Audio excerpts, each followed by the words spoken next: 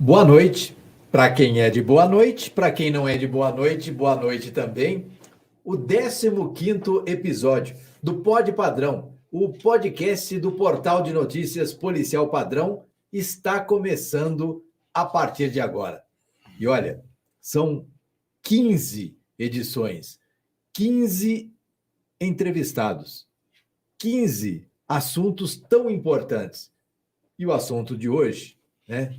O entrevistado de hoje, o convidado de hoje é tão importante quanto os outros, mas quando ele foi convidado e aceitou o convite, eu conversava aqui com toda a produção do podcast e dizia o seguinte: é um dos grandes, e a gente vai conhecê-lo a partir de agora no podcast Pod Padrão, o podcast do portal de notícias Policial Padrão, que é um bate-papo, a gente vai interagir, vai conversar bastante, uma resenha aqui durante esse tempo. Toda terça-feira é assim, toda terça-feira você tem o Pod Padrão nas redes sociais, em todos os canais das redes sociais, para que você pode interagir conosco. O Lucas já está aqui, o Lucas Pereira já está aqui. Lucas, boa noite. E a gente realmente hoje tem um entrevistado da prateleira de cima, como eu te falei. Você viu, né, Barros, o tamanho do currículo do coronel, né? Tem bastante experiência aí para compartilhar com a gente, como o Vargas disse aí, né? Vamos entrar na rede social, fazer seu comentário, seu compartilhamento, manda nos grupos de WhatsApp, no Facebook, para a gente poder interagir aqui, que, como eu falo, né, a gente faz isso aqui para vocês. Então, entra aí e interage com a gente. É o coronel Rogério Nascimento Takiushi, coronel da Polícia Militar, 25 anos, somente em Americana, desenvolveu um trabalho, a gente pode chamar de pioneiro no trabalho de polícia comunitária, em todos os sentidos, todo esse trabalho que é desenvolvido aqui na região e principalmente em Americana, começou e ganhou muita força e foi compartilhado e cresceu muito no trabalho e na experiência desse convidado que está aqui. Coronel, quero agradecer mesmo a sua participação, uma honra conversar com o senhor. A gente tem, assim, eu particularmente, sempre aplaudi o seu trabalho, porque o senhor é realmente daqueles que a gente considera prateleira de cima. Muito obrigado, viu? Vargas, boa noite. Lucas, boa noite. Eu que agradeço a oportunidade de estar podendo vir aqui, né, fazer esse bate-papo, compartilhar um pouquinho de experiência, né, que já estando na reserva, às vezes a gente, se não puder compartilhar um pouquinho da experiência, né, de algumas vivências nossas, elas vão ser guardadas na gaveta, né, e elas acabam se perdendo, né. Então, quando o Lucas me pediu para participar, né, eu só precisei ajustar um outro compromisso, mas a ideia é poder fazer nesse momento aqui essa troca de ideias, para que a gente possa transmitir um pouquinho de experiência. Eu sempre falei para os meus policiais que se a gente conseguisse transmitir algum conhecimento para eles que em algum momento de muita necessidade aquilo pudesse salvar a vida deles, era o que seria muito importante para nós como profissionais, né? E aqui, de repente, a gente pode passar alguma informação, alguma dica, né, para os participantes, né, para quem estiver nos vendo e ouvindo, de forma que a gente possa, de repente, fazer com que alguém aí, eu brinco às vezes, não seja a próxima vítima, né? Eu acertei quando falei que o senhor ficou 25 anos somente em Americana. Eu queria que o senhor falasse um pouquinho dessa sua vida profissional, desse seu trabalho, como se fosse assim, falar do seu currículo, como o senhor começou e até chegar agora já na reserva. Eu sou nascido e criado em Pirassununga, né? Fui para São Paulo para cursar a Academia de Polícia Militar, fiquei 4 anos no curso, um bacharelado em Ciências Policiais e Segurança e Ordem Pública. Trabalhei 1 ano na Liberdade, aí pude escolher, né, com um pouco de descendência. Sim. Optei por trabalhar no 11º Batalhão lá em São Paulo, onde eu fiquei 1 ano. E na hora da gente, como é do interior, né, e uma coisa que eu sempre falei, eu sempre brinquei assim, né, o trânsito de São Paulo é muito complicado, então eu quero fugir desse trânsito. Aí eu decidi vir para o interior e o momento mais perto de eu chegar em Pirassununga, que minha família ainda morava lá, meus pais naquela época, minha irmã, foi Americana. Só que ao chegar em Americana, né, e começar a conhecer a cidade, e acontece com muitas pessoas que não são de Americana, a gente se apaixona pela cidade. Uma cidade maravilhosa, muito rica, né? Eu falo que é um filé mignon até na área de segurança pública dentro da região metropolitana de Campinas. E aí eu me apaixonei pela cidade e aí não quis mais ir para a região de Pirassununga, né, que antigamente era o comando de Limeira, e decidi ficar por aqui. Falei, enquanto o comando entender que eu faço diferença aqui, eu quero ficar aqui. A minha filha nasceu aqui, minha filha é americanense, então me apaixonei pela cidade.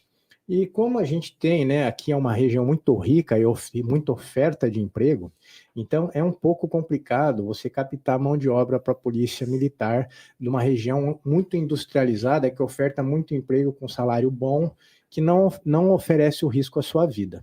Então, a gente tem poucos oficiais que são da região, né, e às vezes eles não querem retornar, e a gente recebe muito soldado, né, que são as duas grandes portas de entrada da Polícia Militar, que vem trabalhar Americana, mas porque queriam retornar como eu para o interior, mas eles ainda são mais lá do interior, onde é um pouco mais difícil empregabilidade, e eles optam pelo concurso e passam, e aí a gente teve aqui, e ainda tem alguns momentos, de muita transição, né, seja da própria tropa como de comando, né, e a gente então também fez uma visão de futuro que a gente poderia ser um pouco de referência se a gente pudesse ficar por algum tempo na unidade.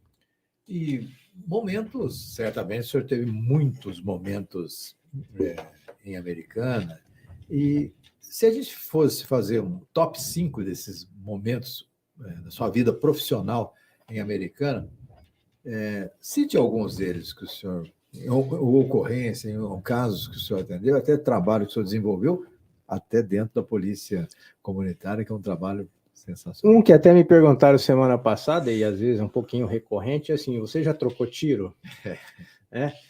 Nem todo policial na sua carreira troca tiro, né? Eu fiquei esse ano na Liberdade, uma região central, o pelotão que eu comandava teve várias ocorrências de troca de tiro, onde a gente, para chegar para apoiar, eu cheguei, mas todas as vezes que eu cheguei, a ocorrência já estava encerrada, muitas delas com prisões e com apreensões de armas. Então, eu nunca tinha trocado tiro. E aí, então, desse top 5 é assim, aí eu cheguei em Americana, fiquei patrulhando a rua aqui, né? Eu cheguei em outubro de 93, em fevereiro de 93 eu fui para trabalhar na seção de materiais, né? Nós somos xarifado. Fiquei 4 meses na rua. Em Americana, eu não cheguei exatamente a trocar tiro, mas numa ocorrência de roubo a uma residência na cidade americana, os bandidos, né, nós conseguimos cercar, né, não tem tanto trânsito, cercar, eu consegui chegar junto com o meu efetivo, praticamente eu fui a primeira viatura a chegar, que eu estava mais perto, e eles atiraram na minha viatura, né, então atiraram, pegou na porta, estilhaçou o vidro do motorista, nós ficamos abrigados atrás da viatura, mas eu troquei, assim, né, eu tive uma ocorrência com tiros, onde eu fui um dos alvos, né, minha viatura foi alvejada, foi justamente aqui em Americana, no comecinho da minha carreira, no ano que eu cheguei aqui em 1993, e depois, graças a Deus, né, eu não tive outras, eu precisei acompanhar algumas, mas não tive outras, né? E foi ali, então, que o senhor falou assim, Americana é um lugar para que eu fique mesmo. Americana também nos dá algumas experiências que você imagina que só teria em cidade grande ou capital. Então, eu tive uma experiência de troca de tiro, vamos dizer assim, mas foi aqui em Americana, né? Esse seria um top, um que chama bastante atenção, porque nem tem policial que passa 30 anos e não atira, acontece, e é a maioria, né? A segunda foi a gente ter a oportunidade de participar das instalações das bases comunitárias, né? Mais operacionalmente. E eu fui fazer o curso de policiamento de bicicleta, que na época, né, então, hoje Major Crivellari, ele implementou as bases e a gente foi fazer o curso e trouxe o policiamento de bicicleta para ser implementado, que naquela época, o primeiro lugar que foi feito, fizeram uma ciclovia na Avenida Brasil, né, que era à esquerda, um pouco complexo, o formato na época, a gente foi aprendendo com aquilo também, era experiência nova para todo mundo, e eu fui fazer o curso de policiamento de bicicleta em Bauru, então eu tive a participação, né, no desenvolvimento das duas bases de polícia comunitária, que é a da Iacanga e a Americana, né, e a de Santa Bárbara, e que são referências até hoje da Polícia Militar como corporação toda. Elas são referências porque elas são bases que estão em trabalho ininterrupto há muitos anos. Quer dizer, currículo tem, né?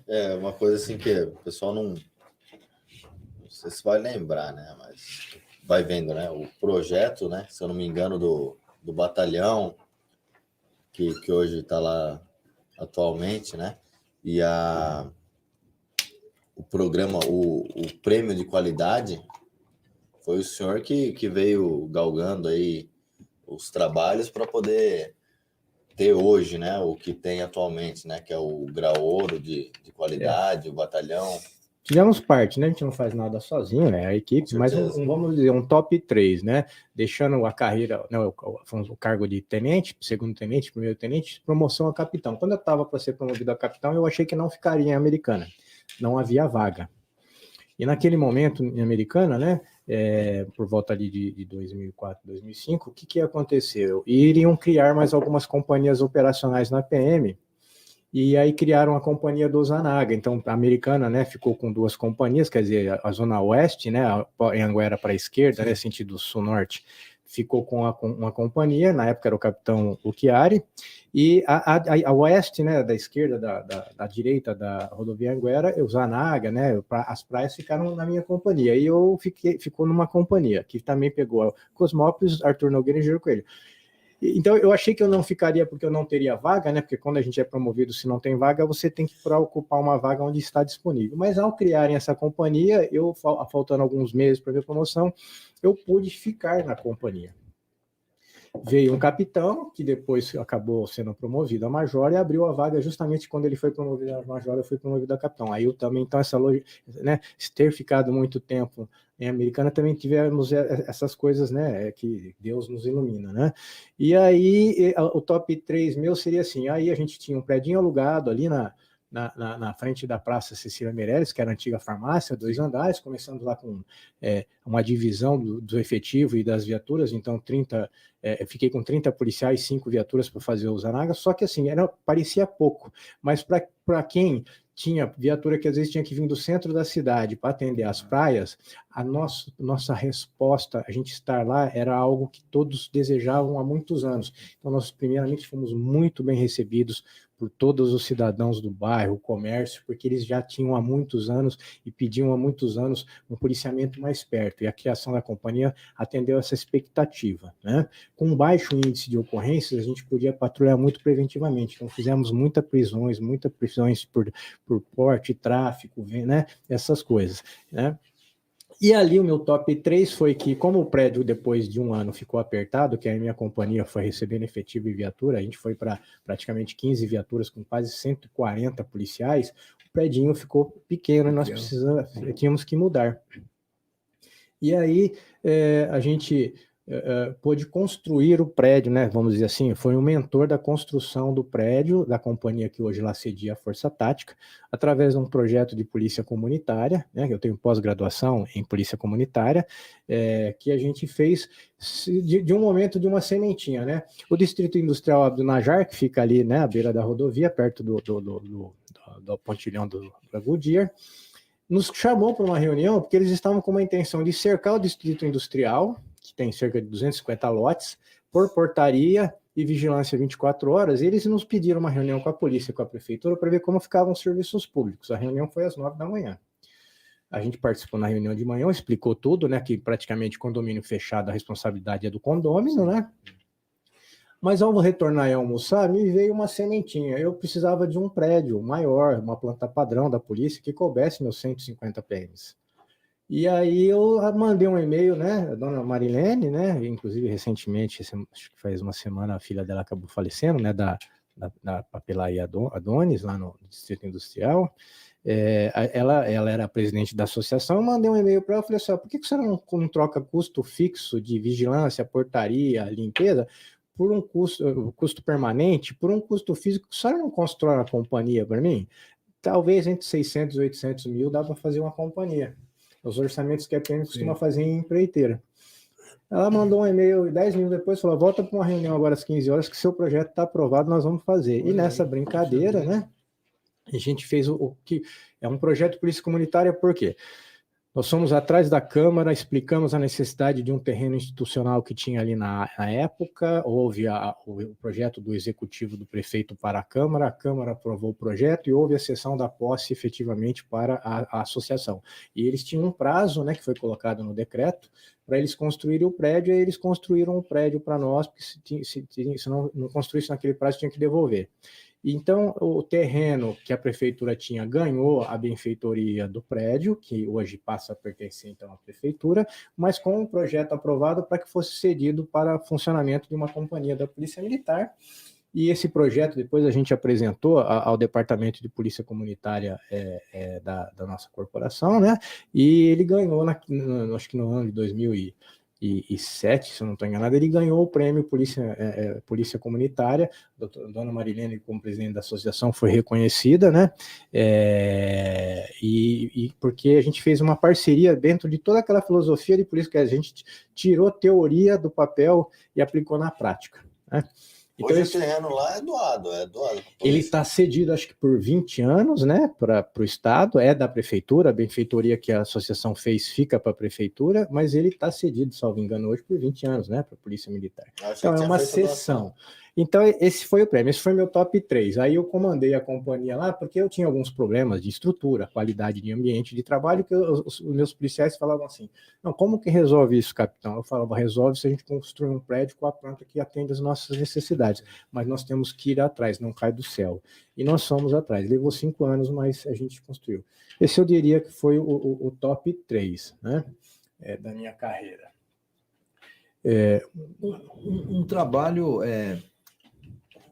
Eu vejo assim, o senhor se engajou, e, claro, profissionalmente, o senhor é um profissional que sempre se engajou, mas sempre o senhor trabalhou com esse amor que o senhor teve ao respirar o ar de Americana.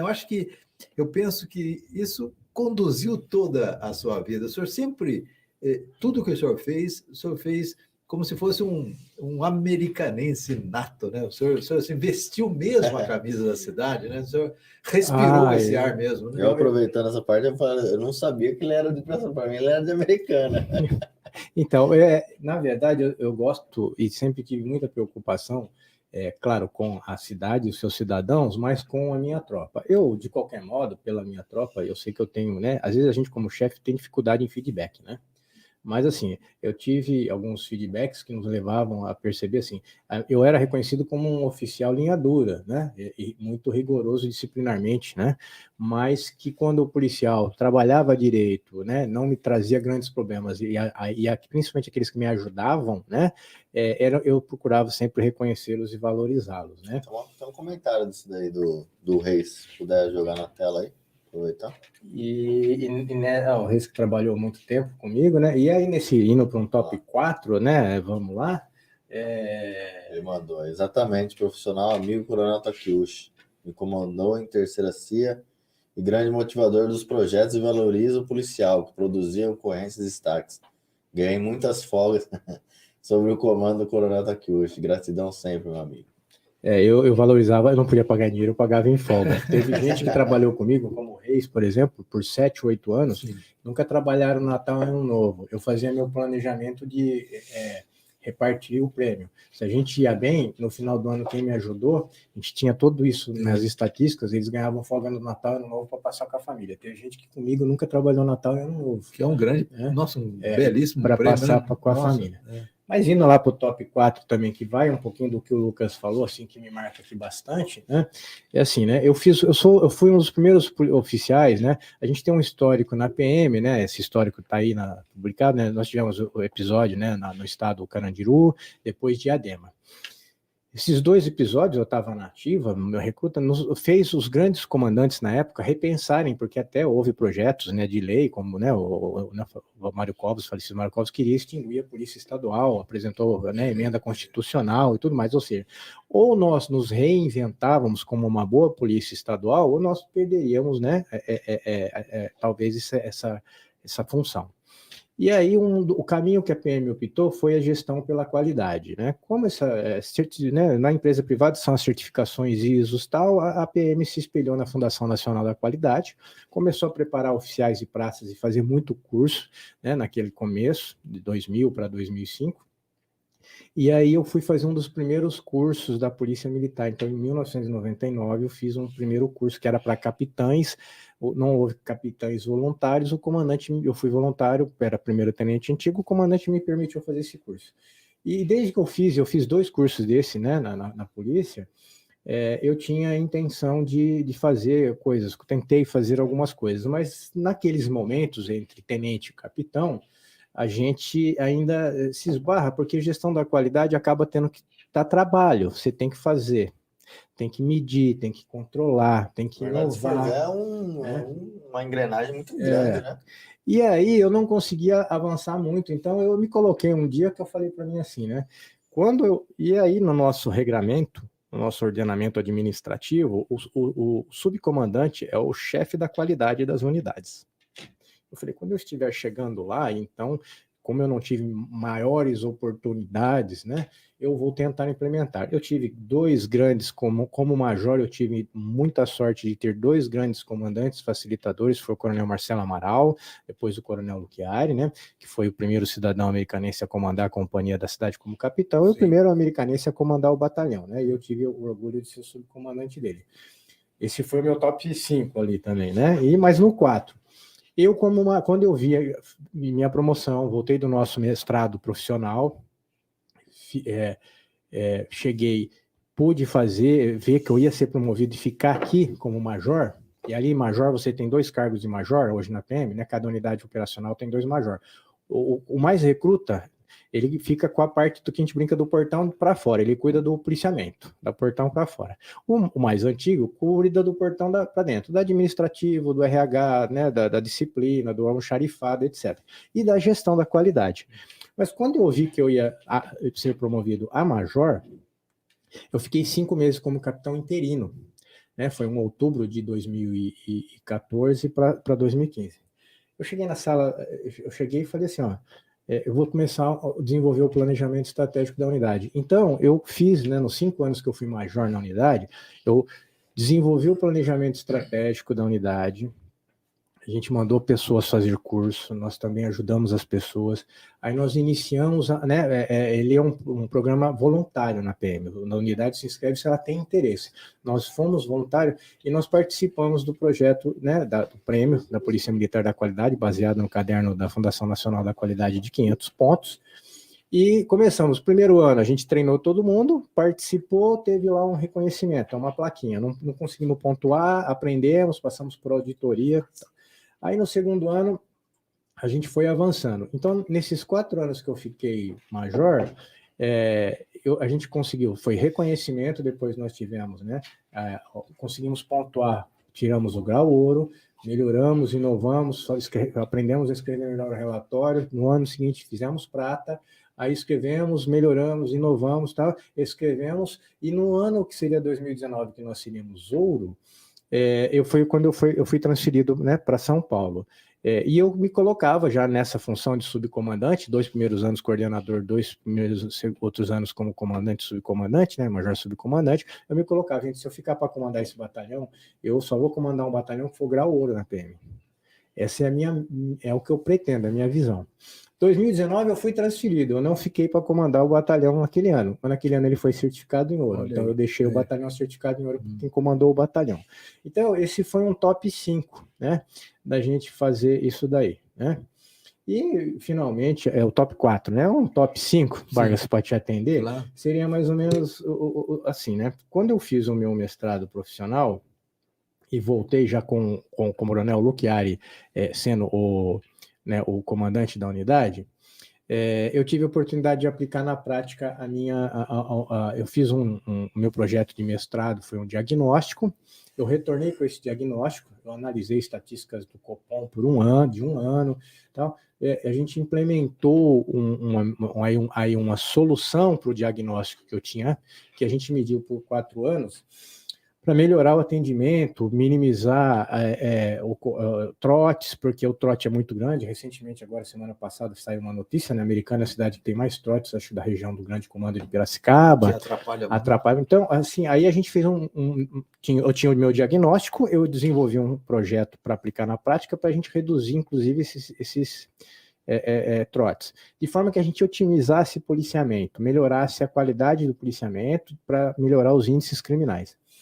E num bastidor eu cheguei com a minha ideia e assumi aqueles 5 meses interino, já preparando, inclusive, depois a unidade para gestão da qualidade, e eu falei para os comandantes lá, falei, ó, eu vou trazer, desde 2014 o Estado bonifica unidades, a gente ainda não ganhou, nós estamos em 2015, é o segundo ano, nós não ganhamos. Ó, eu vou trazer bônus para a unidade e a minha ideia é trazer para o primeiro, né, para o final desse trimestre de 2014, para o começo de 2015, R$1.000 de bônus para os PMs. Que se eu trouxer R$1.000 de bônus para o PM, 80% deles pagam o IPVA do carro em janeiro. 3 meses lá desenvolvendo esse projeto, aí em janeiro, aquele ano, o Alckmin atrasou o resultado, não saiu em janeiro, não saiu em fevereiro.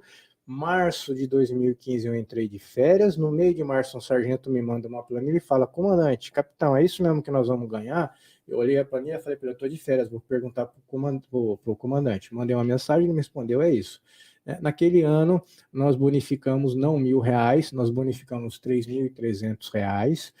Até o tenente que tinha um carro importado, um dos mais caros, pagou com tranquilidade, recuperou de volta o IPVA dele com tranquilidade. Mas a gente, naquele ano de 2000, por exemplo, né, entre 2015 e 2016, isso me deixa muito satisfeito. Eu consegui bonificar a unidade vários trimestres seguidos. Nós trouxemos em 2015 R$10.000 de bônus para os PMs. E 2016, as metas vão ficando mais difíceis, nós trouxemos mais ou menos em torno de R$5.000 a R$6.000 para os PMs em bônus. Ou seja, naquele ano 2015, meio que a gente trouxe um 14º para o PM. Tudo fazendo gestão de qualidade.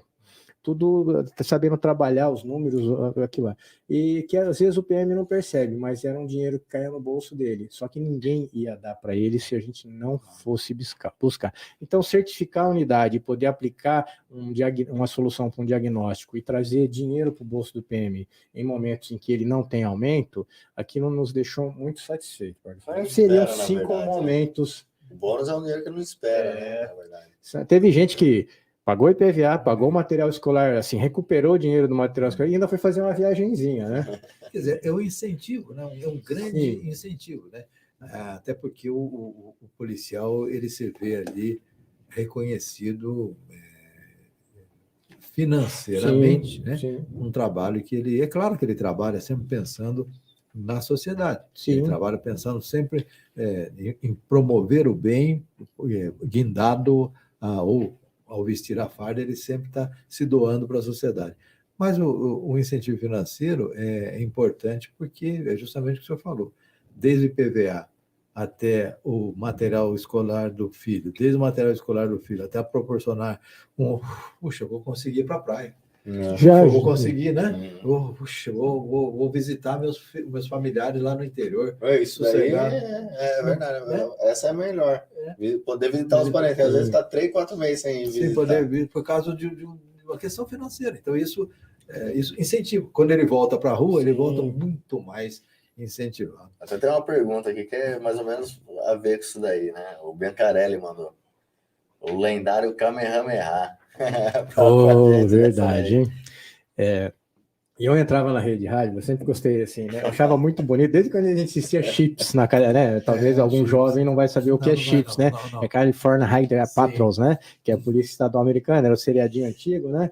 A gente eu achava bonito o pessoal com os rádios e tal, eu sempre gostei de usar meu HT e tal, né? E às vezes eu entrava, o pessoal sabe isso na rede de rádio, né?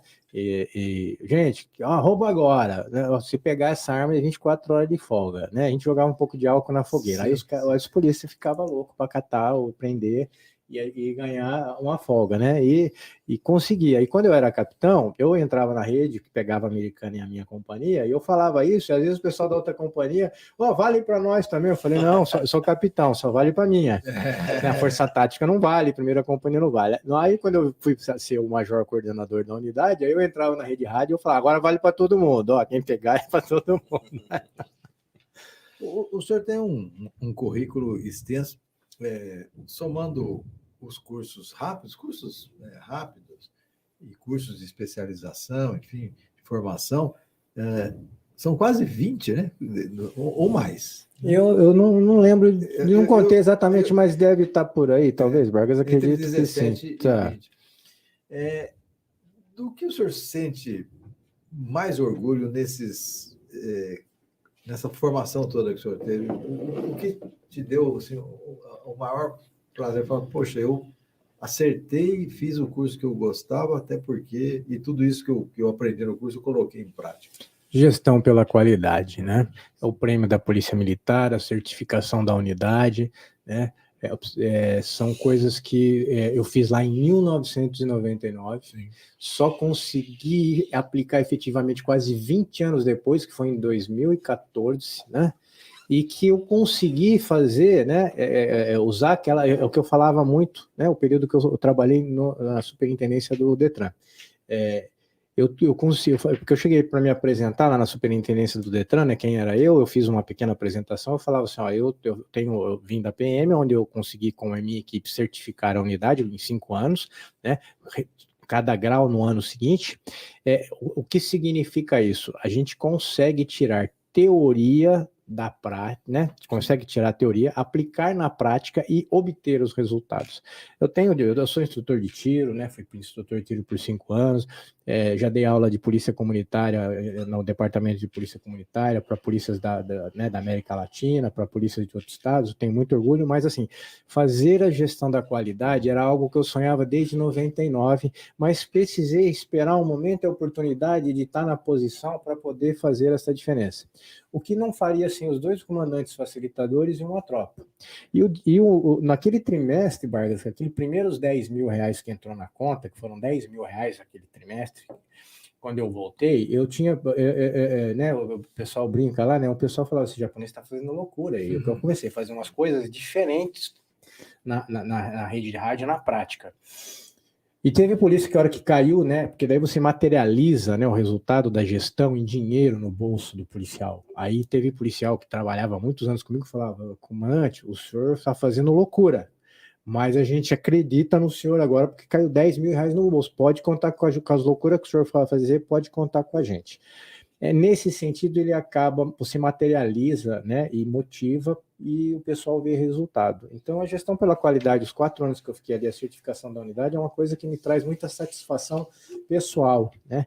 E dentre os vários projetos lá, a gente, por exemplo, a gente descartava o nosso lixo reciclável como lixo. Nós passamos a fazer um pequeno projeto de gestão, que foi guardar aquele lixo. A cada 15 dias a gente pesava lá o papelão, pedimos uma indicação para uma igreja de uma pessoa necessitada, indicaram uma senhora que tinha familiares, mas era desamparado por eles e não tinha aposentadoria. E a gente passou, então, a doar naquele período que a gente ficou lá. Esse projeto, quando a gente iniciou, ele funcionou por 1 ano e meio, né? Não foi logo no começo do desenvolvimento da gestão, mas quando ele iniciou, ele perdurou por 1 ano e meio até eu deixar a unidade. Onde a gente ajudou aquela senhora com o nosso lixo. Então também, mas era só gestão, era só fazer a gestão de transformar aquele lixo em dinheiro. Precisava ser para nós? Não. Então a gente passou a ajudar aquela senhora que tinha consumo de dinheiro com remédio, essas coisas, que a igreja ajudava, a gente passou a contribuir com ela. Né? E de que forma, eu queria que você explicasse para os policiais que estão agora no começo da carreira, a importância de se preparar, de se cada vez mais fazer os cursos de especialização que contribuem para a profissão. Eu tentava fazer assim, se eu não podia fazer um curso fora, eu tentava fazer um curso dentro da PM. A PM oferta vários cursos, então o que eu recomendaria aos policiais, não deixe de estudar, né? É currículo, não importa que seja cursos rápidos, 40, 60 horas de curso, né? Se você puder fazer uma faculdade, uma pós-graduação, ótimo, né? Eu mesmo não terminei meu direito, né? Que foi uma opção. O custo para eu terminar meu direito, o tempo seria de 1 ano e meio. O custo de 1 ano e meio de eu terminar meu direito, eu fazia minha pós. Eu fiz minha pós. Então, eu tentei melhorar o meu currículo. Então, mas assim, façam uma faculdade, façam uma pós-graduação, mas se você não quer fazer nenhum desses, se inscreva nos cursos internos da PM, faça pelo menos um por ano. Eu só não fiz curso na PM quando minha filha nasceu, que eu optei, curtia, né? Aí ela pude ser criada pela mãe, então ela só foi pro prézinho com 4 anos. Então, naqueles 4 anos, eu não fiz curso na PM, eu curti minha filha. Mas tirando curtir um pouco a família, eu acho que eu recomendo, faça um curso, estude, pelo menos um por ano. Aí nós fazíamos a gestão lá na qualidade e a gente concitava que o policial apresentasse um certificado de curso por ano. E os oficiais também, né? A gente concitava eles a fazer esses cursos. Então, assim, o estudo sempre ajuda. Você pode não usar aquele conhecimento naquele momento, mas ele pode te dar suporte ou te ajudar em outro momento. Então, o conhecimento sempre é válido, né? O senhor tem dicas? A gente sempre pede pela experiência de quem está aqui, pela experiência na sua vida profissional. Quem deseja estudar na Academia de Polícia Militar no Barro Branco, tem alguma dica? Ou só vontade, só foco? Já conversei com muita gente que me pede para falar com os filhos, né? A primeira pergunta que eu faço quando eu vou conversar com alguém sobre a carreira policial, uma carreira de pública, né? Eu pergunto se você quer ser rico, se você quer ser milionário, você quer ter muito dinheiro, carros caríssimos, casa caríssima, procure outra profissão. Porque, honestamente, você não vai ficar milionário.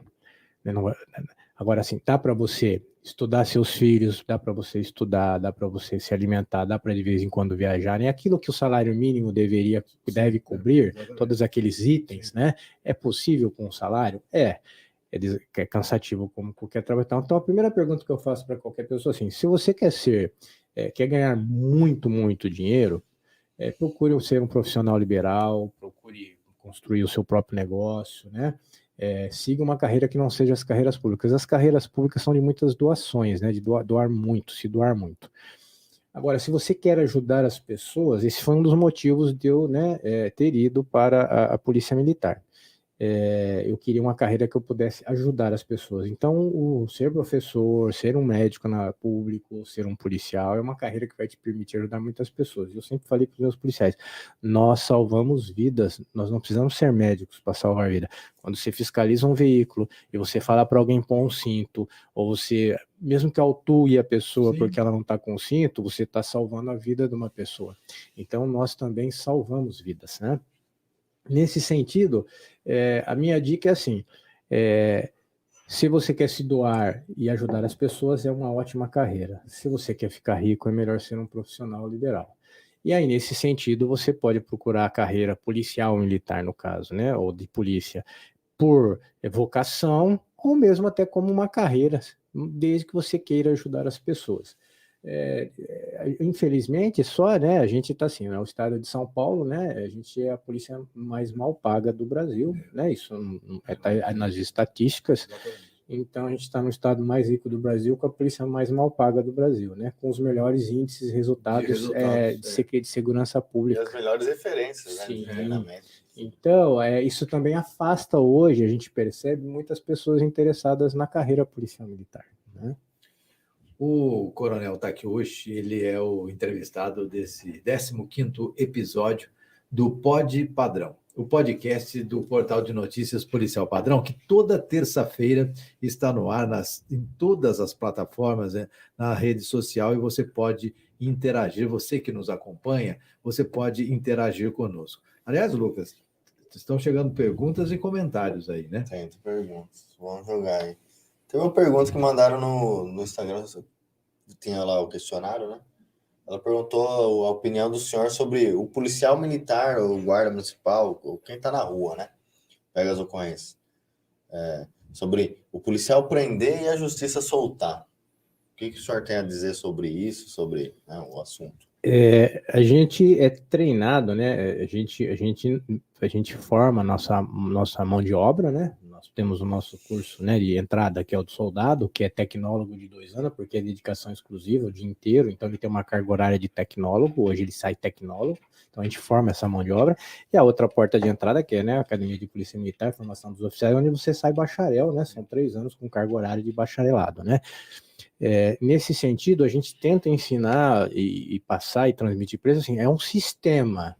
Então, é um sistema de segurança pública que envolve, né, as polícias, envolve o Ministério Público, envolve o Judiciário, envolve o sistema prisional. E envolve até, às vezes, né, os legisladores, porque a gente depende de boas leis. E o policial militar, às vezes, né, ou muitas vezes, ele se frustra, vou dizer, né, que no começo da minha carreira, até praticamente quase chegando a major, o regramento, o ordenamento jurídico fazia com que o policial, né, ou quem apresente a ocorrência na delegacia, fosse o último a ser ouvido. Sim. Então, a gente chegava com o preso, uma ocorrência que fosse demorar do seu registro do início ao fim, um exemplo, 3 horas, a gente ia ficar as 3 horas lá, porque a gente ia ser o último a ser ouvido, que estava escrito assim no ordenamento jurídico. Né, os legisladores, muitos pedidos, né, representatividade, depois de um período, quando eu já era quase praticamente major, se eu não estou enganado, houve a mudança, né, onde passou a se dizer assim, não, primeiro você ouve o policial, que já libera ele... Aquela resolução, né? Isso, e já libera ele para ele voltar ao patrulhamento. Aí nós começamos a sair primeiro da ocorrência. Então, para você não se sentir frustrado, eu sempre falei para o meu policial assim, ó, você não legisla, você não, né, se você não é promotor, você não é juiz. Então, nossa função é prender e apresentar. Então, a partir dali, vá para casa satisfeito com o cumprimento do seu dever. Você fez a sua parte, você prendeu e apresentou, né? Quem vai julgar, quem não vai julgar, são outras pessoas.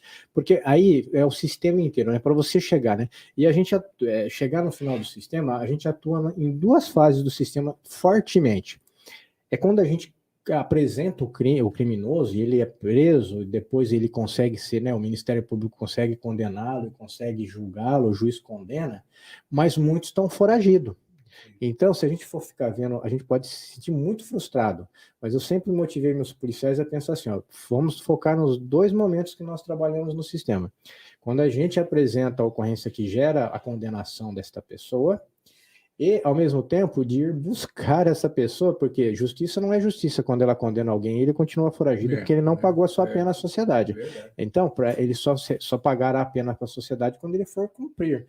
Aí, né, como eu tive um caso uma vez, nós prendemos um foragido da justiça com 22 anos de foragido da justiça sentado num bar, né, na cidade de Jardim, que nós abordamos, o sargento Caires, na época, com tirocínio, desconfiou do jeito do cara, puxou, insistiu, descobriu o documento falso, puxa lá, faz levantamento, descobre que o cara está foragido há 22 anos. E na época eu tinha acho que 21 anos de polícia, e o sargento Caires acho que devia ter 16, 17 anos de polícia. Ele tinha mais tempo de foragido da justiça do que a gente tinha de serviço. Mas então, eu falava para o policial, sinta-se realizado, para você não se frustrar, né, em prender e apresentar e capturar ele depois que ele estiver condenado e estiver foragido. Aí a justiça, sim, eu sempre falei, a justiça só é feita quando você captura o cara e põe ele para cumprir a pena. Tem mais perguntas aí? Este é o 15º episódio do Pod Padrão, podcast do portal de notícias Policial Padrão. E a pergunta você pode encaminhar, você que está compartilhando, você que está assistindo, você que está nos ouvindo, enfim, você pode compartilhar aqui nas nossas redes sociais. O Silvio Natal mandou: meu comandante Takeshi-san. Essa também é boa de contar a história. Inovou a PM de Americana.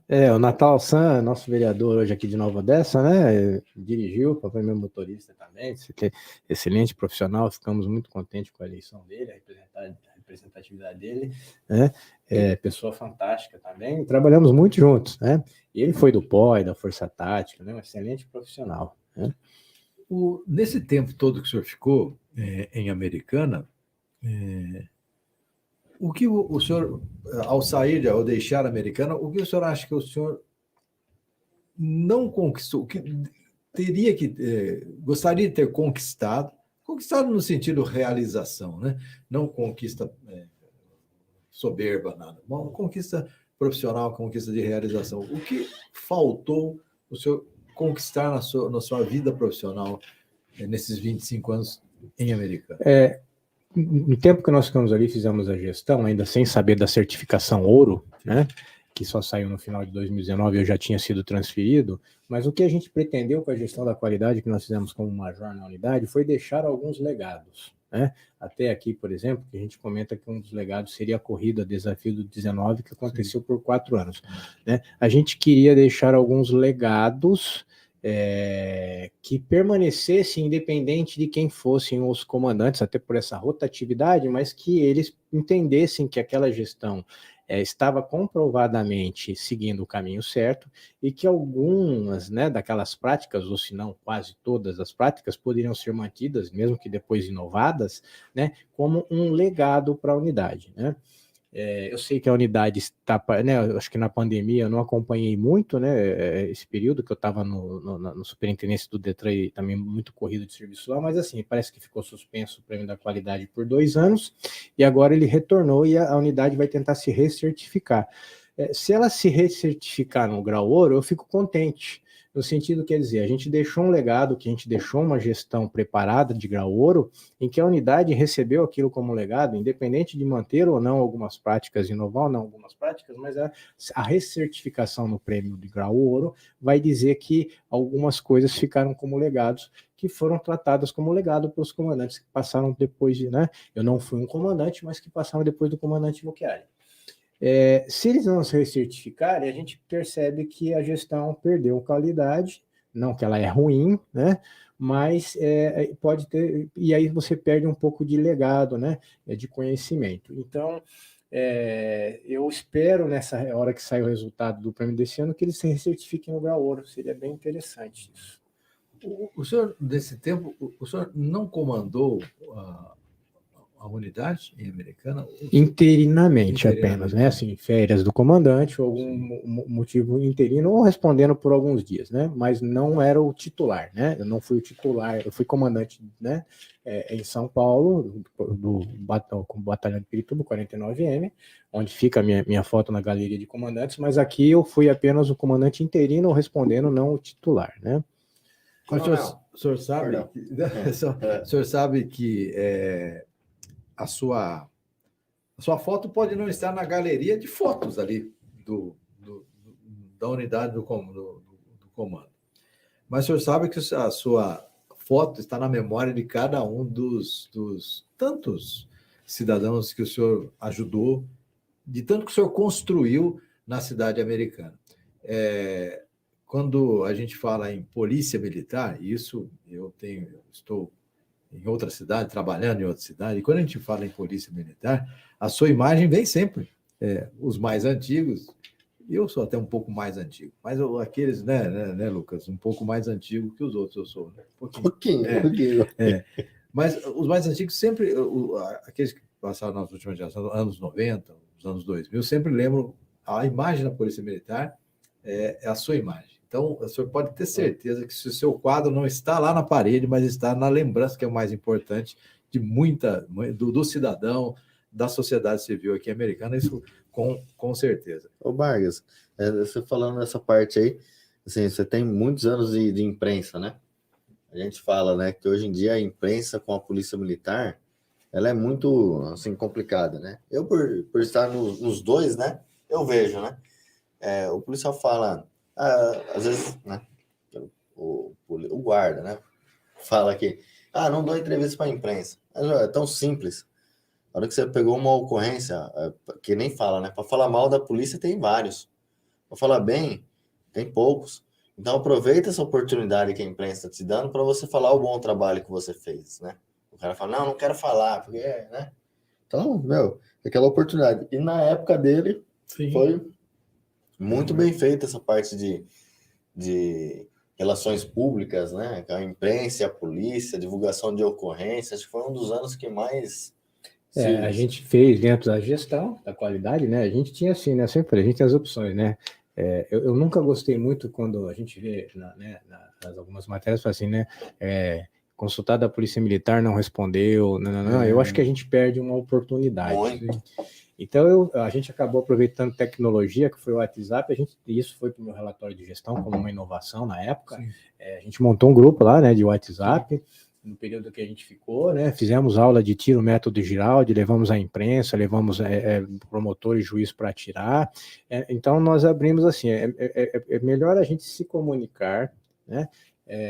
E poder ter a oportunidade de dar a nossa versão dos fatos, do que dizerem que nos consultaram e nós não pudemos, e nós não falamos, porque dá a impressão que nós nos recusamos, né? Então, naquele período também, a gente fez esse começou antes, né? Acho que funcionou dentro dos 4 anos lá que a gente fez a gestão, 4 anos e meio, funcionou uns 3 anos esse WhatsApp, né? É um dos legados que parece, né? A gente recebe um feedback, depois perdeu um pouquinho, né? Dava trabalho, né?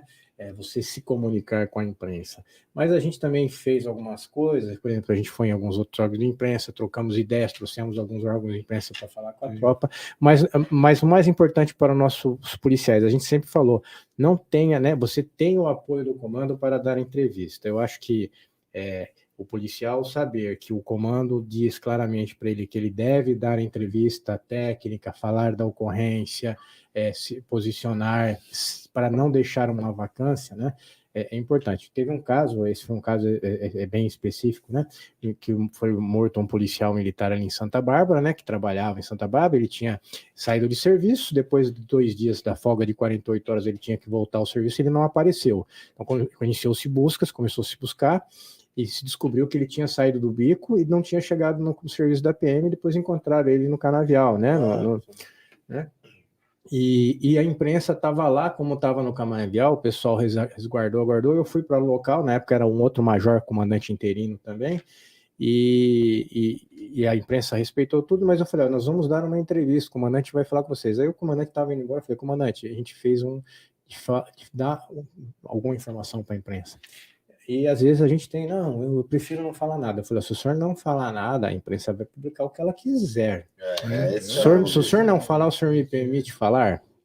Ele falou, não, então eu dou a entrevista. Aí ele foi e deu a entrevista. É importante a gente poder conversar e se comunicar com a imprensa, né? Na verdade, eu não digo que a imprensa vai falar o que quiser, né? Assim, a partir do momento que a PM não dá o parecer oficial dela, a imprensa vai querer uma informação. Ela vai procurar quem? Às vezes um confronto aí com o bandido vai procurar, né, a família do bandido, saber o que aconteceu. E com certeza a informação da imagem da Polícia Militar não vai ser positiva. Sim. Então, esse é o meu posicionamento. A polícia tem que passar a informação para a imprensa fazer um ponto positivo. Um pouquinho, né, chacria, né? Quem não se comunica se estrumbica, né? Então, eu preferia ali naquela gestão sempre me comunicar, né? Então, isso, e com os comandantes facilitadores que eu tinha, era possível eu passar esta clareza para a minha tropa. Vocês podem dar a sua opinião. Aí a gente também fez treinamento com eles, tudo que a PM já tem, né, para passar as informações para a imprensa. Então, a gente fez um bom trabalho. Meio que um pouquinho, eu sei que tive notícias de um feedback que se perdeu um pouquinho, né, essa agilidade ou um pouco disso daí, mas acho que até parece que ainda existe, né?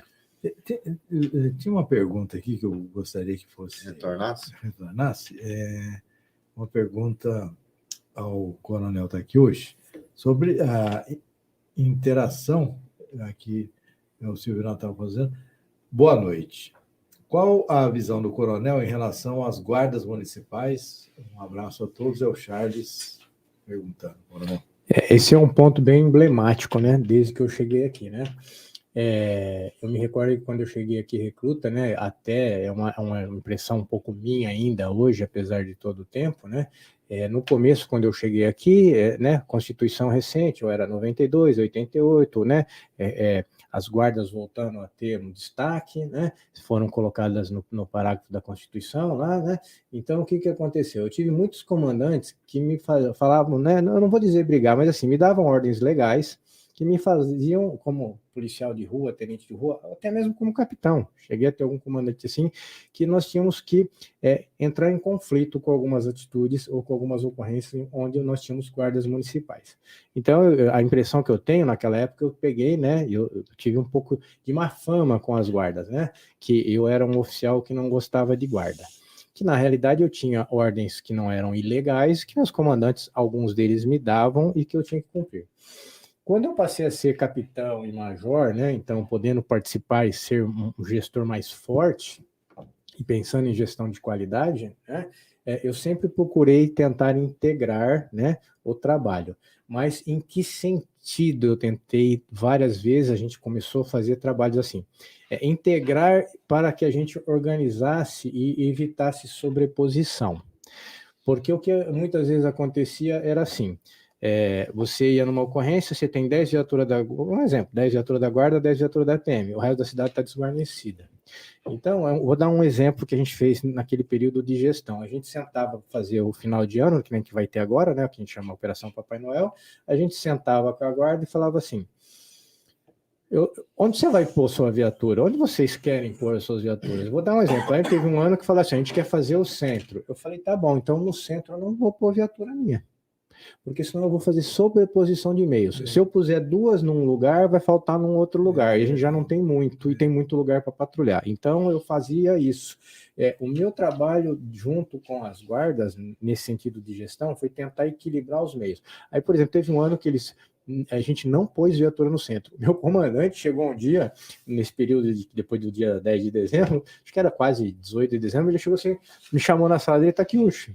Fui lá, já era subcomandante, já, né? Não estou vendo o nosso policiamento, eu venho para cá, para o batalhão todo dia e não vejo o nosso policiamento. Mas o senhor está vendo a guarda? Estou, então, é porque nós fizemos um trabalho de coordenação para evitar sobreposição de meios. A guarda pediu para ficar com o centro, mas se o senhor passar na Iacanga, o senhor vai ver a viatura nossa. Se o senhor passar na Paulista, então a gente fazia isso, tentar evitar sobreposição de meios. A questão de algumas divergências, né, constitucionais, etc. e tal, né, na verdade não me cabe. Como eu falei assim, para eu não me sentir uma pessoa frustrada, não me cabe algumas decisões. Então, assim, se a guarda atua de forma correta ou não, e se ela atua de acordo e com a conformidade do que está previsto na legislação. Quem decide isso é o juiz que julga o caso. Então, a gente tem acompanhado em imprensa, tem alguns casos que o juiz entende que a guarda não era competente e o bandido é solto. É ele que tem que interpretar isso. Como tem casos em que o juiz entende que houve flagrante todas as características e a guarda pode prender e ele condena o criminoso e o criminoso é condenado. Então, quando ele que tem que decidir, ele que tem que fazer a jurisprudência da lei. Então, quando eu assumi como major e comecei a fazer um gestor, eu tentei, né, me aproximar como instituição um pouco mais das guardas, sem querer mandar nela também, como houve casos históricos antigos, então, né, eu não queria mandar na guarda, eu queria poder sentar e falar assim, ó, como que eu posso aproveitar melhor o meu, enquanto que a gente conversando, você também aproveita melhor o seu. Se você está fazendo conforme as diretrizes que você está recebendo, isso não me cabe, né? Se depois de né, dentro de um caso concreto, alguém entender que está certo ou errado, é ele que tem que entender, é o juiz. Então, a gente avançou um pouquinho nisso. O que eu entendo, tanto da guarda como da PM, aí é um caso que aconteceram, né? Vou exemplificar. Eu já conduzi algum guarda para a delegacia por causa de armamento. Assim como eu já conduzi polícia meu, por causa de alguma dúvida em armamento. Assim como, não eu exatamente, mas já teve casos de policiais que conduziram juízes de direito para a delegacia e delegados para a delegacia porque tiveram algum problema na fiscalização de armamento. Então, assim, a lei é para todos. O juiz tem fórum especial, né? Então, se ele está errado e tal, ele pode ser preso em flagrante? Pode. Agora ele tem direito ao fórum especial, aí os pares dele vão julgar ele. Agora, sim, a lei é para todos. Então, nessa distinção, meio que eu sempre assim, se eu aplico a lei para o meu PM, aplico a lei para o cidadão, eu aplico a lei para o guarda municipal, eu aplico a lei para o juiz, eu aplico a lei para o delegado, eu aplico a lei para o promotor público. Se está certo, está certo, se está errado, está errado. Então, eu nunca deixei de conduzir ninguém, quando eu estava presente numa ocorrência, que eu entendesse que não está. Aí chega na delegacia, passa a ser a competência do delegado, decidir os trâmites legais ou não. Mas eu nunca deixei de aplicar a legislação, não importasse qual fosse o cargo da pessoa, desde que eu entendesse naquele momento que alguma coisa não estava adequada. O Coronel Takeuchi é o entrevistado, é o convidado desse 15º episódio do Pod Padrão, o podcast do Portal de Notícias Policial Padrão, que está sendo acompanhado na capital paulista pela jornalista Tainá, que agora está trabalhando na produção dos programas da Record São Paulo, né, na capital paulista, pirou paulistano, né? Deixou saudades aqui, porque era aquela neta que mais me dava trabalho, né? Mas ela está seguindo a carreira dela e vai longe, competente que é. Coronel, muita gente, algumas perguntas que chegam aqui, e a gente tem acompanhado não só por profissionais da área de segurança, né? A sociedade civil nos acompanha, e são algumas dessas pessoas que perguntam a hierarquia até se tornar coronel. Queria que o senhor explicasse essa escada. A gente tem, né, alguns cargos, né, e é bem interessante o caso da PM, da Força Estadual, como é o caso das Forças Armadas Brasileiras, que, por exemplo, ser coronel da PM, eu sou coronel em qualquer lugar do mundo. Aonde eu me apresentar como um coronel, existe um respeito a esta hierarquia de coronel. Então, ela é bem interessante, a nossa carreira traz isso que é bem interessante. No mundo, se você chegar e falar, sou coronel, sou major, sou capitão, então aí vem a hierarquia, né? Nas duas grandes portas de entradas, e aí você pode transitar entre elas hoje na PM, você entra como soldado, né? Você tem o soldado, o cabo, o sargento, né? O subtenente. Aí você tem a porta de entrada da academia, onde você sai aspirante, que seria o estágio probatório. Passado o estágio probatório, você tem o segundo tenente, primeiro tenente, o capitão, o major, o tenente-coronel. O coronel na PM, ele tem duas diferenças, né? Você pode ser um coronel da PM nativa desde que você entenda querer fazer o doutorado profissional. Então, você vai ter que apresentar um projeto, banca, prestar uma prova escrita. Isso é você que se voluntaria, né? E aí você passa a ter o doutorado profissional, que é um pré-requisito para ser coronel na ativa da Polícia Militar. Este nunca, por exemplo, foi o meu sonho, tanto que eu não prestei este doutorado profissional, né? Para ser coronel na ativa. O meu sonho era ser coronel da reserva da Polícia Militar. Era ser coronel. E aí, então, eu parei no mestrado profissional, que é um pré-requisito para ser oficial superior, para promoção a major, mas eu não quis prestar esse doutorado. Mas então eu sou um coronel da reserva que nunca exerci o posto de coronel na ativa, porque eu não tenho esse doutorado profissional, que é um pré-requisito, né? Hoje o comando geral é da minha turma, o coronel Ronaldo, né? Eu sou da turma dele, então coronel, hoje o comando geral é da minha turma. A gente tem turmas que conseguem, né, por vários fatores, ter um comandante geral, tem turmas que não. A minha turma conseguiu, neste momento, né, fazer o comandante geral, o subcomandante é da minha turma, e eu ainda tenho alguns oficiais, chefe de Estado-Maior da minha turma, eu tenho alguns oficiais da minha turma que estão no comando da PM, né, que devem permanecer pelo menos até o término do governo, e depois com mudança do governo pode haver mudanças, ou pode até acabar havendo uma recondução que nem sempre ocorre. Mas esses são os postos, né? Quando você faz o bacharel, ele te garante a promoção até capitão, no caso de oficial.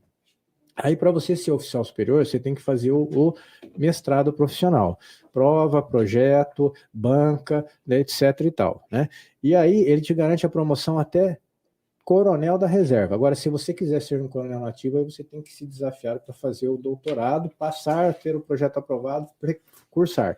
Aí sim você poderá ser um coronel na ativa, né?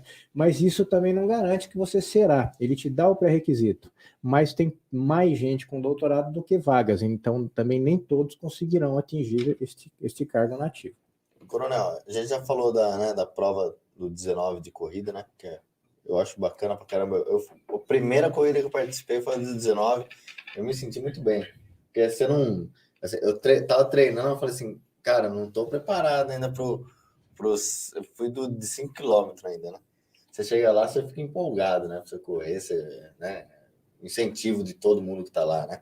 Que hoje virou a corrida do Guerreiro, continua até hoje, isso, né? Desafio do Guerreiro tá com a inscrição Desafio do Guerreiro, aberta, isso. então, se vocês me permitirem... Claro, pode falar. A gente tem aí a corrida Desafio do Guerreiro, né? Ela acontece tradicionalmente em janeiro, costuma abrir o calendário da cidade. Em 2019, antes da pandemia, ela era a segunda maior corrida, né? Em termos de inscritos, se igualando com a cidade americana que acontece em fevereiro. Então, em 2019, nós fechamos as inscrições em torno de 3.300 competidores. Agora, com o retorno da pandemia, tudo está mais devagar. Esse ano teve, né? Foram 2.000 inscritos, a média dos inscritos na corrida estão em 2.000 inscritos, e nós queremos ver se a gente sobe agora em janeiro. Acho que ela acontece, se eu não errar, a data é 23 de janeiro, mas a inscrição está aberta, né? Pela Chelsea, né? E aqueles que quiserem se inscrever, é uma corrida muito gostosa. dispatosa, ela não tem repetição do circuito, então isso é bem interessante, né? Às vezes, para baratear o custo da corrida, se você faz o 5, é uma volta, o 10 são 2 voltas no mesmo lugar. Isso cansa o corredor, psicologicamente desgasta um pouco e tal. Um diferencial da corrida nossa. Você faz os 5, é Avenida Brasil. Você faz os 10 passando por trás do Horto ali, pegando um outro trecho. Os 19 você faz um outro trecho. Então não tem repetição de percurso na sua maior parte. Ou seja, praticamente você sai de um ponto, tem que voltar por ele. E voltar até ele, fazendo um percurso único. Isso é um dos grandes diferenciais que atrai bastante gente para essa corrida. E aqueles que gostam para caminhar 5, 10 e 19 km. E, assim, agora vamos falar de um outro projeto que eu sei que o senhor faz, né? Das palestras sobre segurança, né? A gente fala, né, que o site, né, Vargas, ele não é só informativo, informação de notícias policiais. Ele é né, como se diz, uma informação para segurança pessoal e familiar, né? Porque você vai vendo lá as ocorrências que acontecem, que, né, a gente tem 44 cidades. A gente seguindo, vamos colocar aqui as cidades de Nova Odessa, seguindo as ocorrências de Nova Odessa. A gente vê os modus operantes dos bandidos daqui, né, os crimes que ocorrem aqui, e a gente leva isso como dica de segurança. E o senhor faz palestra, né, de dica de segurança, até teve uma divulgação que a gente fez esse tempo atrás do senhor.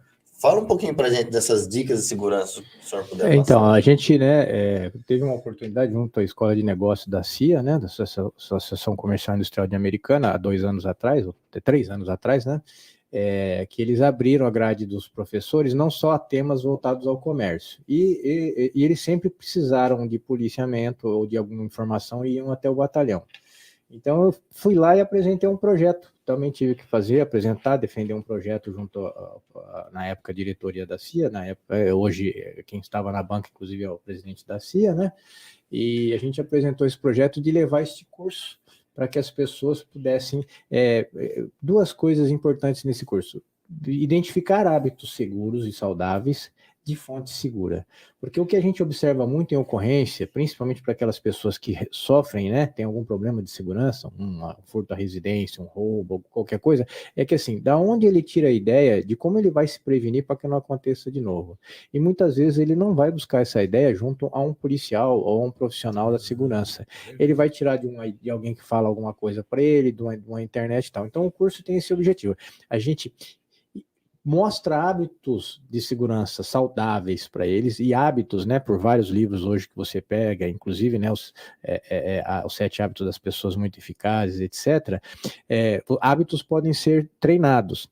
Então você identifica, a gente preparou nesse curso, né, de vários temas, né, como círculos de influência na residência, círculos de influência no seu deslocamento, círculos de influência no seu comércio, círculos de influência eletrônica. Então a gente faz, né, uma metodologia nesse curso para apresentar alguns hábitos que às vezes levam menos de 20 segundos para ele fazer por dia, né, e alguns estudos científicos demonstram, né, que se você tentar hábitos que ultrapassam 20, 30 segundos, a pessoa dificilmente vai assimilar porque demora muito. Então você tem que ter hábitos que são rápidos, né?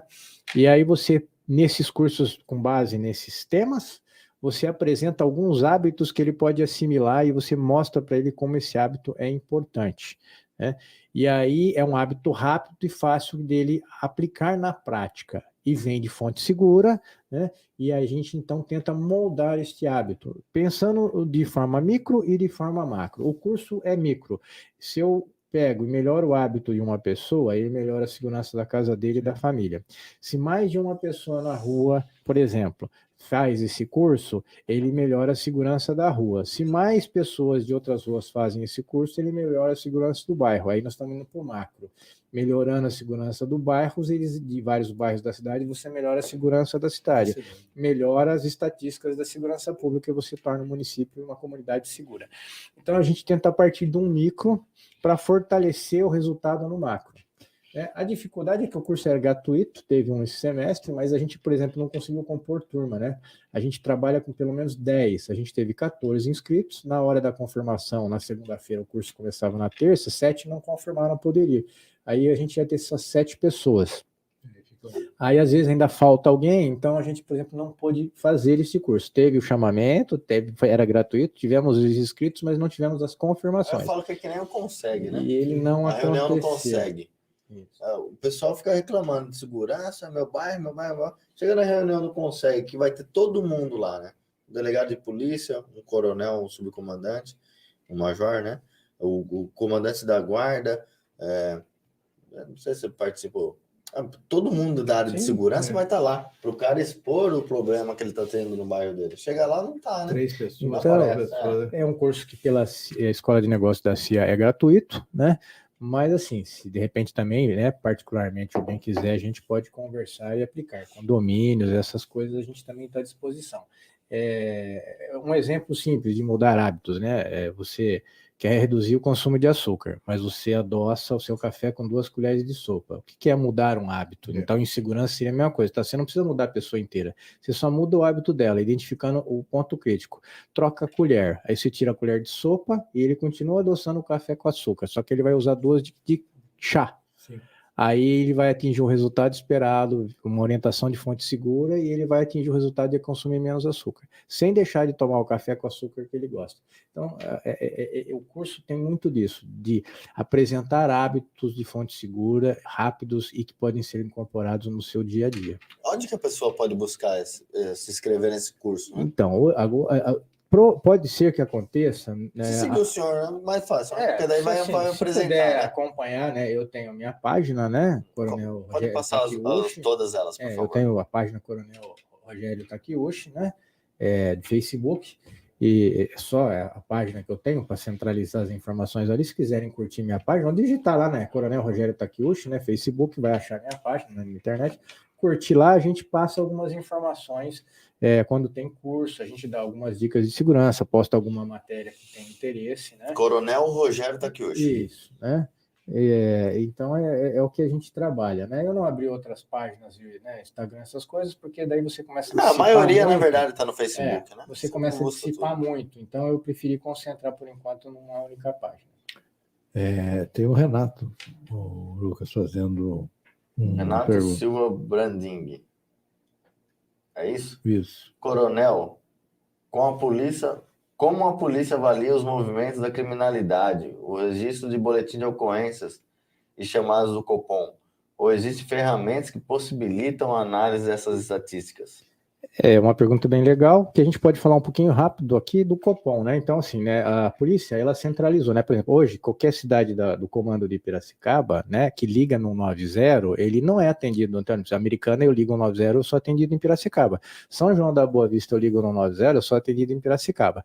O que a Polícia Militar, há alguns anos, entendeu? Ela centralizou por gestão da qualidade, aquilo Sim. que eu comentei no começo da minha palestra. Como que a gente sobrevive como instituição?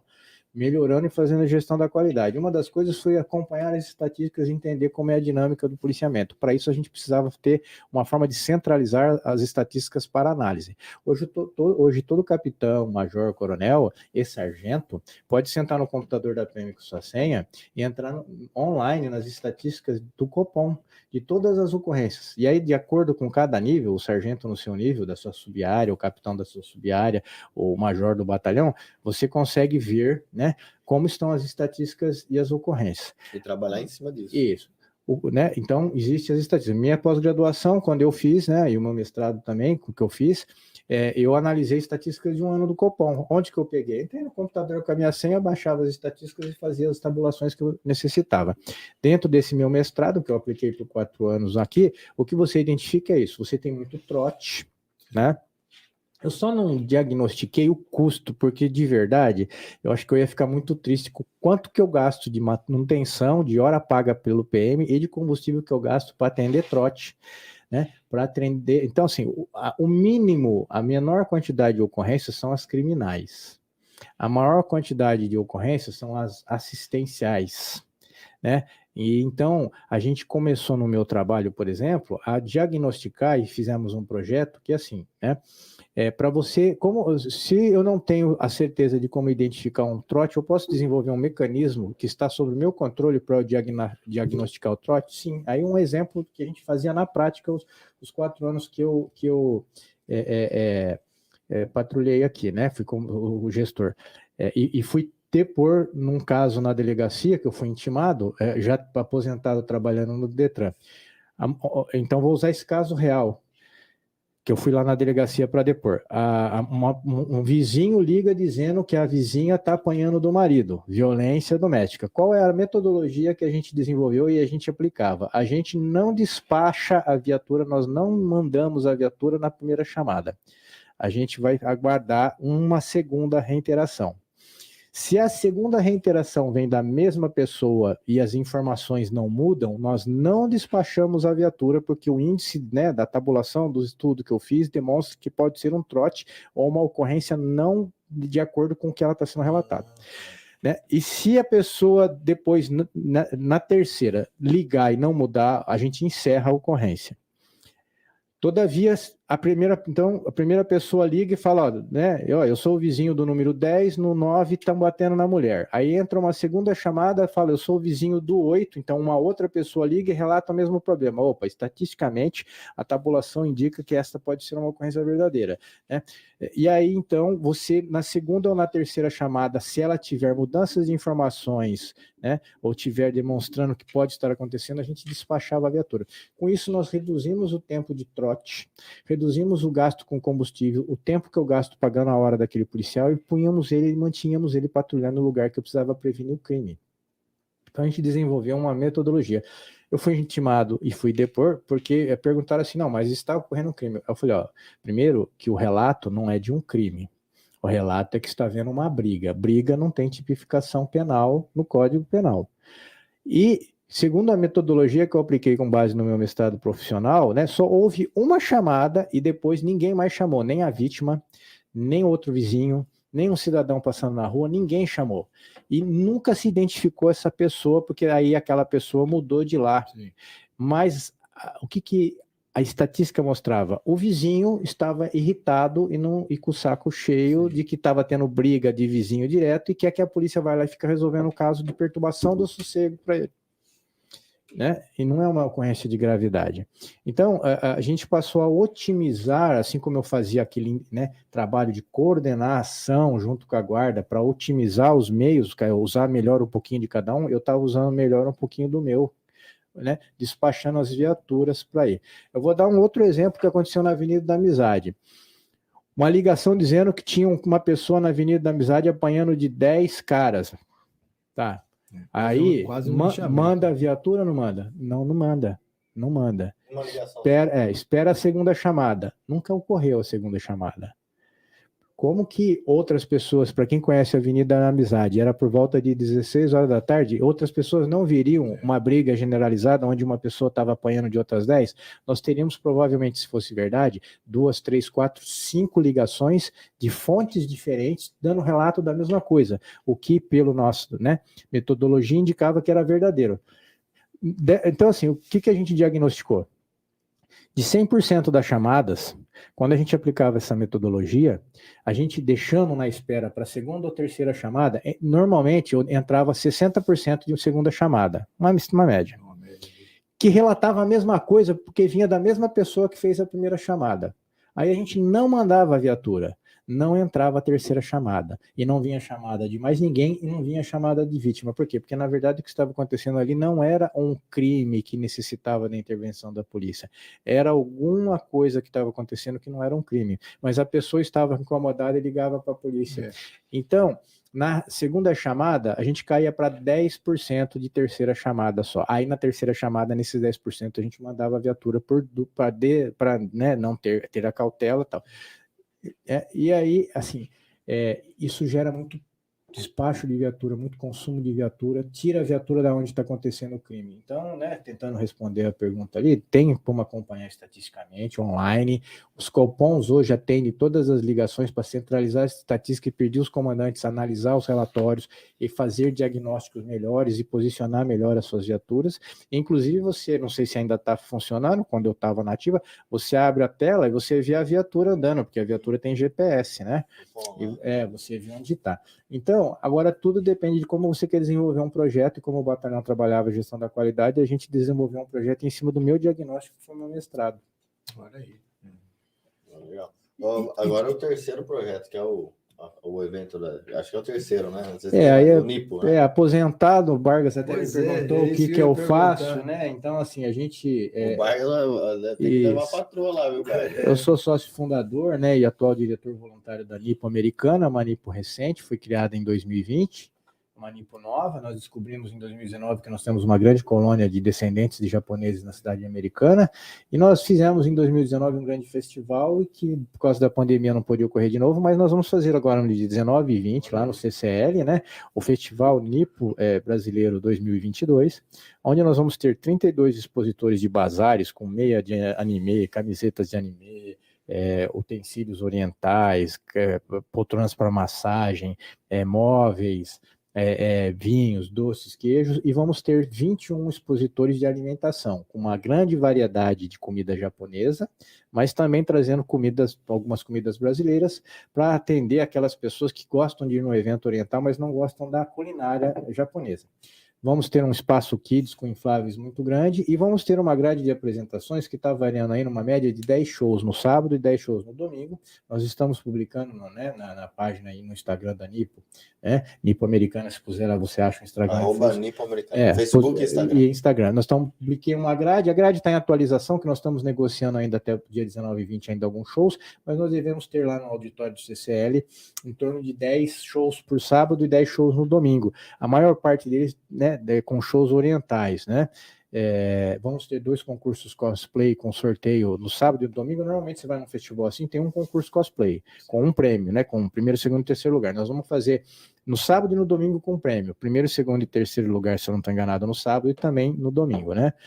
Então a gente vai inovar também com 2 concursos cosplay. Mas vai ser assim um evento no CCL, né? No Centro Cultura e Lazer, com shows, comidas e expositores. Onde a gente vai trazer bastante diversidade de coisas para o visitante ir lá ver, e também nós vamos potencializar, ajudar os expositores a vender, porque eles estão retornando agora da pandemia, né? Foi a primeira categoria que teve que parar os eventos, que sofreu muito com a pandemia, e é a última categoria que está podendo voltar a trabalhar. Então o evento também ajuda essas categorias a poder tentar voltar ao trabalho. E vamos ter uma praça de alimentação grande, coberta, que deve abrigar em torno de 200 pessoas sentadas para poder lá apreciar a culinária, tanto japonesa, principalmente, mas também um pouco de alguns pratos que são da comida típica brasileira. Então, repetindo, essa estrutura as pessoas podem compartilhar, podem acessar e ter mais informações nas redes sociais. Isso, coloca @Nipo Americana no Google, ele deve achar o nosso Facebook e o nosso Instagram, né? Então, aí eles vão conseguir localizar nossa página. Nós estamos atualizando o calendário, estamos soltando notícias, fizemos muitos vídeos nos últimos 30 dias de tudo que vai ter lá para o pessoal acompanhar o que tem. Pode olhar lá nossas páginas, vocês vão gostar. Foi na FIDAM em 2019, nós tivemos mais de 5 mil pessoas no sábado e no domingo, nos 2 dias mais de 10 mil pessoas, e foi muito bom, né? E a gente espera repetir esse sendo o segundo evento, por causa da pandemia, também bons shows, né? E a expectativa de quantas pessoas? O mesmo número? Estamos prevendo em torno, né, de 5 mil pessoas por dia, entre 3 e 5 mil. Isso. Em torno de 3 a 5 mil, né? Todos os eventos que eu tenho ido, e shows, né? Se fosse Junino, Julino e outros eventos, tem dado muito público, né? O pessoal também, saindo de uma pandemia, quer passear um pouco. A gente espera que tenha um grande público, sim. A expectativa de ser uma boa festa. O professor disse que lhe surpreendeu o número de pessoas descendentes de japoneses aqui na cidade americana, principalmente. Sim, como que, assim, não é uma história... Se fosse um mapeamento... tem uma história engraçada, né? Nós temos uma dentista, chama Marina Nakano, lá em Americana, e ela começou a encontrar os descendentes de japoneses em Americana e foi salvando eles na agenda do celular dela, e aí ela montou um grupo, né? De WhatsApp. E aí, de repente, se percebe que nesse grupo de WhatsApp você tem quase 150 descendentes, né, morando em Americana, que ela reuniu. E, ao mesmo tempo, nós tínhamos, né, o nosso primeiro presidente, o Clóvis, tinha um comércio ali no centro de Americana, e para atrair um pouco de pessoas para o comércio, ele estava querendo fazer um pequeno festival oriental, né, ele morou muitos anos lá. Então, acabou se juntando assim, juntou-se o grupo que tinha no WhatsApp com a ideia de fazer um evento, se juntou. Aí foi feito o evento de 2019. A partir disso, se entendeu que a colônia era grande. E aí a gente formalizou uma associação em 2020, em março de 2020, mas justamente quando começa a pandemia. Então a gente praticamente ficou 2 anos parado. Até mas é um delivery, né? Isso, mas nesse sentido é engraçado que surge assim por 2 caminhos distintos que unem, né, os descendentes e se descobre que a gente brincando, né, fazendo um trocadilho, a gente estava quase virando chinês de tanto que tinha no japonês e americana, né? E aí a gente resolveu ousar em constituir a Associação Nipo-Brasileira de Americana. E o evento é o foco da associação. Ele é um foco da associação para divulgar a cultura, que é um dos nossos objetivos, né? A culinária, e também a gente aproveita para arrecadar um pouquinho de alguns recursos para a associação, porque a gente é sem fins lucrativos, né? Então a gente aproveita para arrecadar um pouco de recursos. E acaba que propagando para outras cidades também fazer essa busca, né? Sim. Buscar, assim, fazer essa descoberta. Sim, nós passamos a nos integrar bastante com outras NIPs mais antigas, né? Como Campinas, que fez 70 anos, né? Sumaré, uma NIPO antiga. Temos experiência, né? Temos uma NIPO também bastante atuante, mais antiga também em Piracicaba, e tem a de Limeira. Né?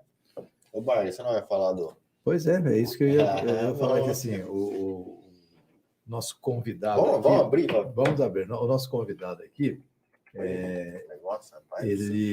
ele vai ser daqui a pouco brindado com os pastéis, a Companhia do Pastel, né?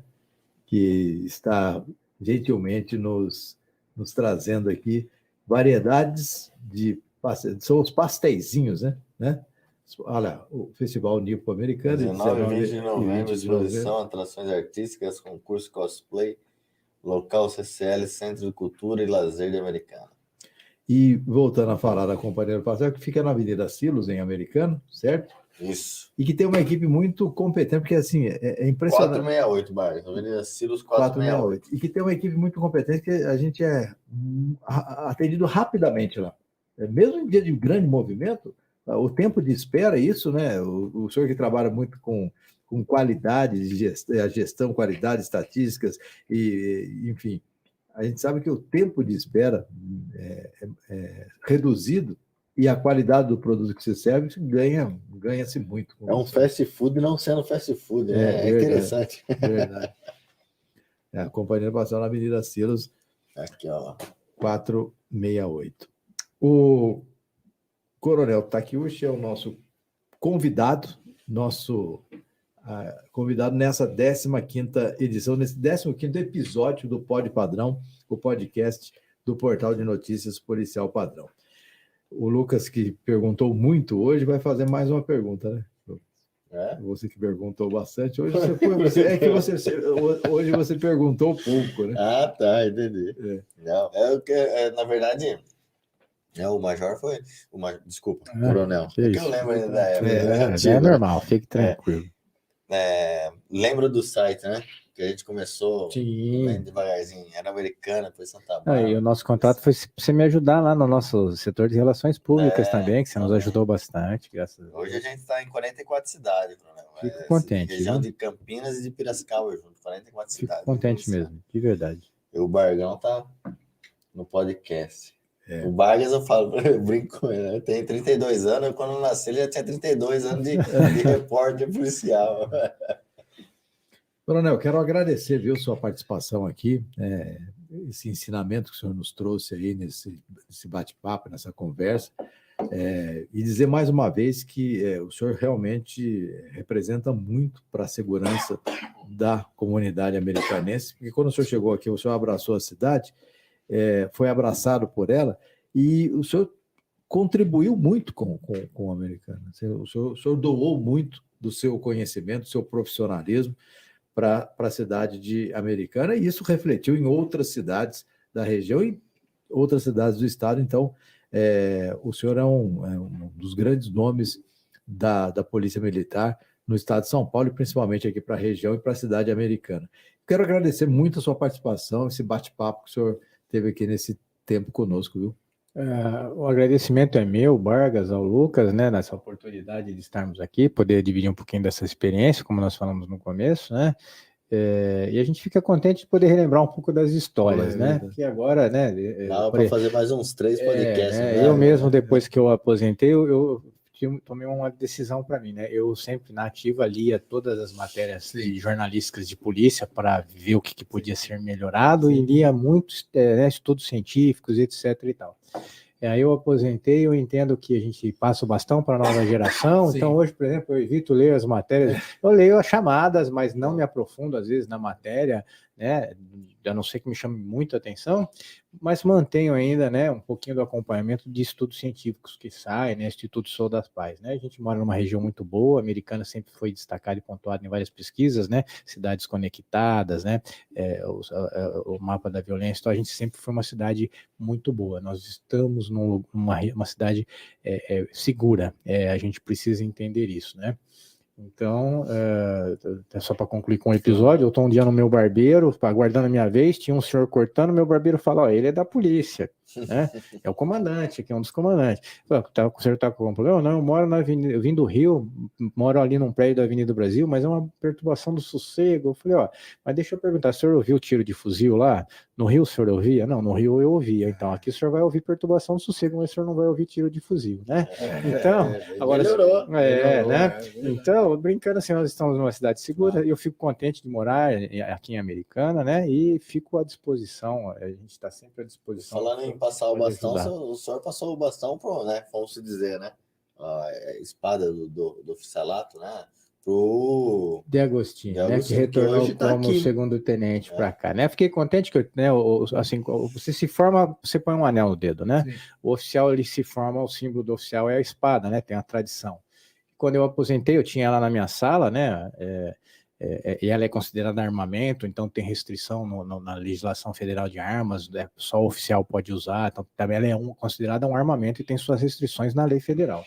Eu falei, o que eu vou fazer com ela? Vou pôr na sala, numa parede da minha sala. Aí eu tive um gesto no comandante, Coronel Figueiredo, hoje também aposentado, foi nosso comandante do CPI de Piracicaba, em Limeira, e ele fez esse gesto que eu achei muito bonito.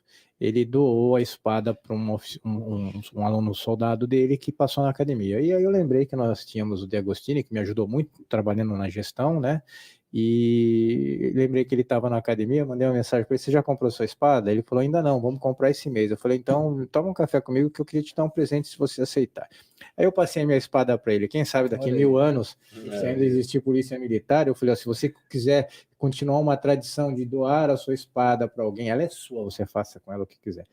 Quem sabe vira um legado e essa espada percorre a mão de diversos oficiais, né? Então a gente fica contente em dividir, em compartilhar. Fico à disposição, agradeço muito o convite. Gesto nobre de quem é nobre.